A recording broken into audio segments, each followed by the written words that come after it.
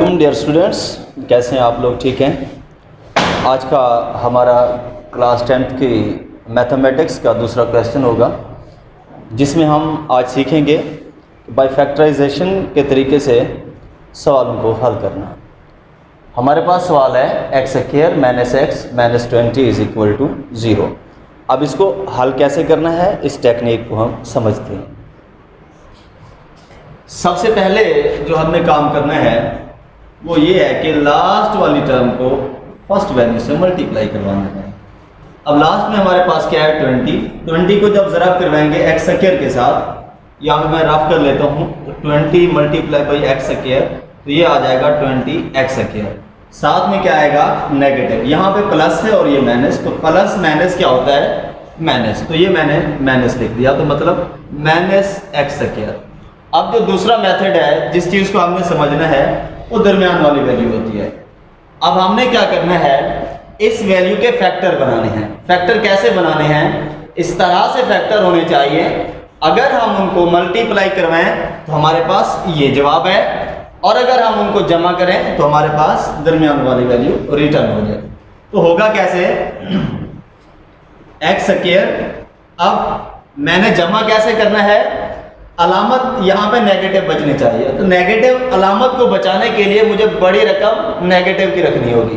तो क्या होगा, ये minus 5x plus 4x minus 20 is equal to 0। अब गौर करते हैं क्या ये कंडीशन पूरी होती है, माइनस 5x जमा 4x, तो माइनस 5x जमा 4x, एक माइनस की रकम है दूसरी जमा की रकम है, तो प्लस माइनस क्या होता है, अलामत बड़ी रकम की और रकमें क्या हो जाती हैं, तफरीक हो जाती हैं। तो माइनस 5x जमा 4x, 5 से जब 4 निकालेंगे तो 1 बचेगा। अब जब 1 बचेगा तो अलामत कौन सी होगी, बड़ी रकम की। बड़ी रकम कौन सी है, माइनस 5x, तो माइनस हमारे पास वापस रिटर्न आया। अब प्लस माइनस माइनस, 5 ज़रब 4 क्या होता है 20, तो x ज़रब x क्या होगा एक्स स्क्वायर, तो मतलब माइनस 20 एक्स स्क्वायर हमारे पास जवाब आ जाता है। तो ये दोनों कंडीशन जब हमारे पास सेटिस्फाइड हो जाती हैं तो फिर हम क्या करेंगे, एक पेयर हमारे पास ये आ गया, दूसरा पेयर हमारे पास ये आ गया। अब हम हर जोड़े पे अलग अलग काम करेंगे। अब इस पेयर पे देखते हैं कि इनमें कॉमन क्या चीज है।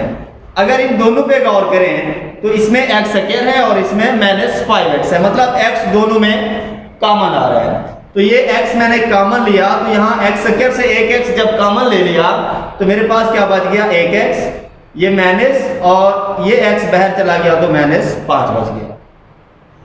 इसी तरह से नेक्स्ट इस पेयर पे काम करते हैं, तो इसमें x है लेकिन इसमें x नहीं है, तो मतलब x कॉमन हम नहीं ले सकते।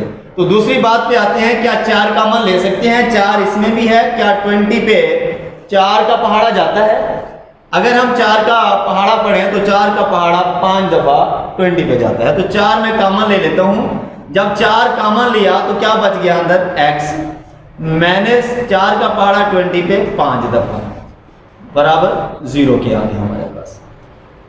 अब इसको ये 2 दफा रकम है तो इसको 1 दफा लिख लेंगे, तो ये मेरे पास क्या बच जाएगा x जमा 4, ये एक पेयर बन गया और इनमें से 1 लिख देंगे, x minus 5 is equal to 0। अब 2 वैल्यू मेरे पास आ गई, एक x plus 4 into x minus 5 is equal to 0। तो इसको मतलब है कि या तो ये 0 के बराबर है और ये कहते हैं मैं भी 0 के बराबर हूं। तो क्या होगा, मैं लिख लेता हूं x plus 4 is equal to 0, और दूसरी टर्म में मैं लिख देता हूं कि x minus 5 is equal to 0। ये भी 0 के बराबर है, ये भी 0 के बराबर है, तो ये x is equal two plus 4 जब बराबर के उस तरफ जाएगा तो क्या बन जाएगा, नेगेटिव बन जाएगा। तो प्लस 4 इस तरफ आके नेगेटिव 4 हो जाएगा। इसी तरह से x is equal to minus 5 इस तरफ आके प्लस 5 आ जाएगा। तो मतलब जब ये बराबर एक बॉर्डर है, जैसे ये बॉर्डर क्रॉस करेगी वैल्यू तो उसने अपनी अलामत को तब्दील करना है। अगर वो प्लस की है तो नेगेटिव हो जाएगी, और अगर नेगेटिव है तो वो पॉजिटिव हो जाएगी। अब जो मेरे पास हल सेट है, सॉल्यूशन सेट जो मेरे पास निकला, वो x की जो लास्ट वैल्यूज हैं वो हम लिखेंगे। x की वैल्यू क्या आई -4 और दूसरी वैल्यू क्या आई 5। तो मतलब जो मेरे पास सॉल्यूशन सेट है वो -4 और 5 आया। ये हमारा क्वेश्चन हल हुआ जिसमें हमने मुख्तलिफ टेक्निक को यूज करते हुए अच्छा बच्चों, अब हम आते हैं दूसरे सवाल की तरफ। दूसरा सवाल हमारे पास है 3y square is equal to y into y minus 5। अब इसको हल करते हैं तो 3y square is equal to, अब होगा क्या, y को y से मल्टीप्लाई करवाएं तो क्या आता है y स्क्वायर। अब यही y इस 5 से जरा खाएगा तो क्या आ जाएगा -5y। अब है क्या, इस तरफ 3y square is equal to y square minus 5y।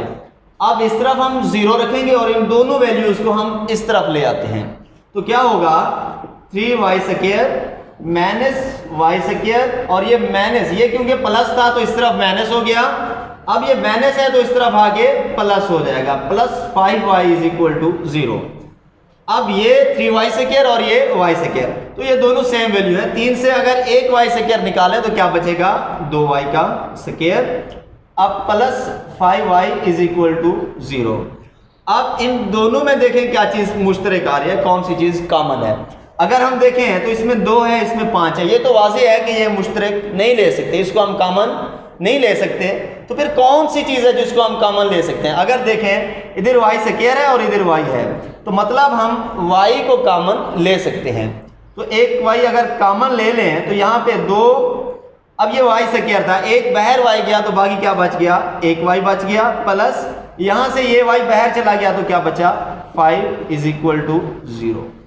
अब इसका मतलब है ये y कहते हैं मैं भी 0 हूँ और ये कहते हैं मैं भी इज इक्वल टू 0 हूँ। तो मैं लिख देता हूँ y इज इक्वल टू 0, और दूसरी कंडीशन में क्या है 2y plus 5 is equal to 0। अब इसमें तो कोई और वैल्यू बची नहीं, तो लिहाजा यही इसका हल सेट होगा कि y इज इक्वल टू 0, लेकिन इसमें 2 से ज़्यादा वैल्यूज इन्वॉल्व हैं तो इसको हम हल करेंगे। तो ये 2y is equal two plus 5 है, बराबर के उस तरफ जाके क्या हो जाएगा -5 हो जाएगा। अब 2 इसके साथ मल्टीप्लाई हो रहा है तो बराबर के उस तरफ जाके डिवाइड हो जाएगा। अब y इज इक्वल टू -5/2 आ जाता है। अब यहाँ से भी y की वैल्यू निकल आई और ये भी y की वैल्यू निकल आई, तो मेरे पास जो सॉल्यूशन सेट होगा वो क्या होगा 0, और ये वाली वैल्यू क्या है -5/2। अब इस तरह से हमारा ये सवाल भी हल हुआ।